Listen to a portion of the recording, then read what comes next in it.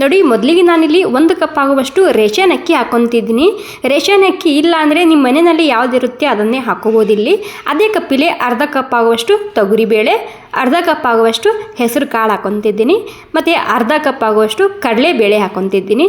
ಕಡಲೆಬೇಳೆ ಇಲ್ಲ ಅಂದರೆ ನೀವಿಲ್ಲಿ ಕಡಲೆ ಕಾಳು ಕೂಡ ತೊಗೋಬೋದು. ಮತ್ತು ಅರ್ಧ ಕಪ್ ಆಗುವಷ್ಟು ನಾನಿಲ್ಲಿ ಉದ್ದಿನಬೇಳೆ ಹಾಕ್ಕೊತಿದ್ದೀನಿ. ಮತ್ತು ನೀವಿಲ್ಲಿ ಒಂದು ಅರ್ಧ ಕಪ್ ಆಗುವಷ್ಟು ಶೇಂಗಾ ಬೀಜ ಕೂಡ ಹಾಕ್ಕೋಬೋದು ಇಷ್ಟ ಇದ್ದರೆ. ಇವಾಗ ಎಲ್ಲನೂ ಸೇರಿಸಿ ಕ್ಲೀನಾಗಿ ಒಂದು 2 ಸಲ ಅದನ್ನು ತೊಳ್ಕೊಂಡು ತೊಗೊತಿದ್ದೀನಿ. ನಾನು ಇದರಲ್ಲಿ ರೇಷನ್ ಅಕ್ಕಿ ಯೂಸ್ ಮಾಡಿದ್ದೀನಲ್ವ. ರೇಷನ್ ಅಕ್ಕಿ ಇಲ್ಲ ಅಂದರೆ ನೀವು ಮನೆಯಲ್ಲಿ ನಾರ್ಮಲಾಗಿ ಅನ್ನ ಮಾಡ್ತಿರಲ್ಲ, ಅದನ್ನೇ ಅಕ್ಕಿ ನೀವು ಇದಕ್ಕೆ ಬಳಸ್ಕೋಬೋದು. ಇವಾಗ ಎಲ್ಲ ಸೇರಿಸಿದನ್ನು ಕ್ಲೀನಾಗಿ ಒಂದು 2 ಸಲ ಅಥವಾ 3 ಸಲ ತೊಗೊಂಡಾಗಿದೆ. ಇವಾಗ ನೋಡ್ತಿರ್ಬೋದು. ಇವಾಗ ಇದಕ್ಕೆ ಮತ್ತೆ ನೀರು ಹಾಕ್ಕೊಂಡು ಸುಮಾರು ಒಂದು 4 ರಿಂದ 5 ತಾಸು ಇದಕ್ಕೆ ಬಿಡ್ತಿದ್ದೀನಿ. 5 ತಾಸು ಆಗಿದೆ. ಇವಾಗ ಜಾಸ್ತಿ ಹೊತ್ತು ಬಿಡಬೇಕಂತೇನಿಲ್ಲ, ಜಸ್ಟ್ 5 ತಾಸು ಬಿಟ್ಟರೆ ಸಾಕಾಗುತ್ತೆ. ಇವಾಗ ಇದನ್ನು ನಾನು ಮಿಕ್ಸಿಯಲ್ಲಿ ಹಾಕ್ಕೊಂಡು ಸ್ಮೂತಾಗಿ ರುಬ್ಬಿ ತೊಗೊತಿದ್ದೀನಿ. ಓಕೆ ನೋಡಿ, ಒಂದು ಸ್ವಲ್ಪ ರುಬ್ಕೊಂಡಾಗಿದೆ. ಸ್ಮೂತಾಗಿ ರುಬ್ಕೊಳ್ಳಿ, ನಡೆಯುತ್ತೆ. ಇವಾಗ ಒಂದು ಸ್ವಲ್ಪ ಇದೇ ರೀತಿ ನೀವು ಎಲ್ಲನೂ ಸೇರಿಸಿ ರುಬ್ಕೋಬೋದು ಇಲ್ಲಿ. ಓಕೆ, ಇನ್ನೊಂದು ಬ್ಯಾಚ್ ಕೂಡ ನಾನು ಅದೇ ರೀತಿ ರುಬ್ಕೊತಿದ್ದೀನಿ.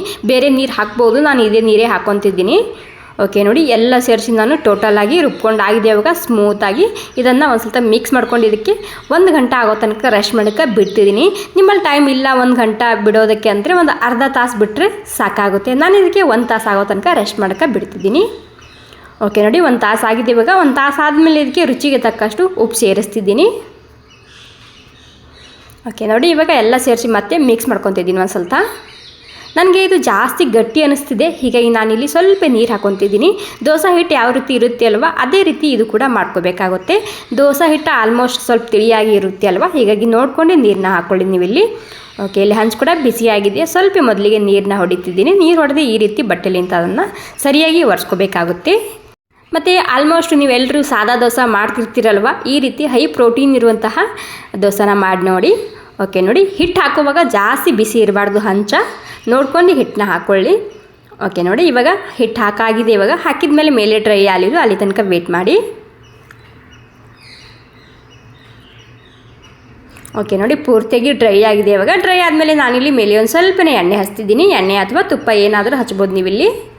ಪೂರ್ತಿಯಾಗಿ ಕ್ರಿಸ್ಪಿ ಆಗಬೇಕು ಇದು ಎಲ್ಲ ಕಡೆ. ಆ ರೀತಿ ನೋಡಿ, ಸರಿಯಾಗಿ ಎಣ್ಣೆ ಕೂಡ ಹಚ್ಕೊಂಡಾಗಿದೆ. ಸೈಡಿಗೆಲ್ಲ ಈ ರೀತಿ ನಾನು ಕ್ರಿಸ್ಪಿ ಮಾಡ್ಕೊಂಡು ತೊಗೊತಿದ್ದೀನಿ. ಮತ್ತು ಆಲ್ಮೋಸ್ಟ್ ಎಲ್ಲರೂ ಸಾದಾ ದೋಸೆ ಮಾಡ್ತಿರ್ತೀರಲ್ವ, ಸೊ ಈ ರೀತಿ ಹೈ ಪ್ರೋಟೀನ್ ದೋಸೆನ ಒಂದು ಸ್ವಲ್ಪ ಟ್ರೈ ಮಾಡಿ ನೋಡಿ.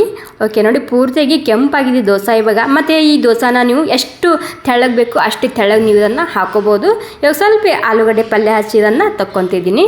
ನೋಡಿ ಎಷ್ಟು ಗರಿಗರಿಯಾಗಿ ಬಂದಿದೆ. ಮತ್ತು ಯಾವ ರೀತಿ ಪೇಪರ್ ಇರುತ್ತೆ ಅಲ್ವ, ಅದೇ ರೀತಿ ಈ ದೋಸೆ ಕೂಡ ನೀವು ಹಾಕೋಬೋದು.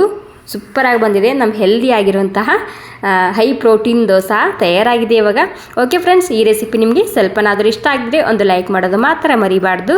ಸೊ ನಿಮ್ಮ ಅಭಿಪ್ರಾಯ ನನಗೆ ಕಾಮೆಂಟ್ ಮೂಲಕ ತಿಳಿಸಿ. Okay friends, thank you so much. ಮತ್ತೊಮ್ಮೆ ಎಲ್ರಿಗೂ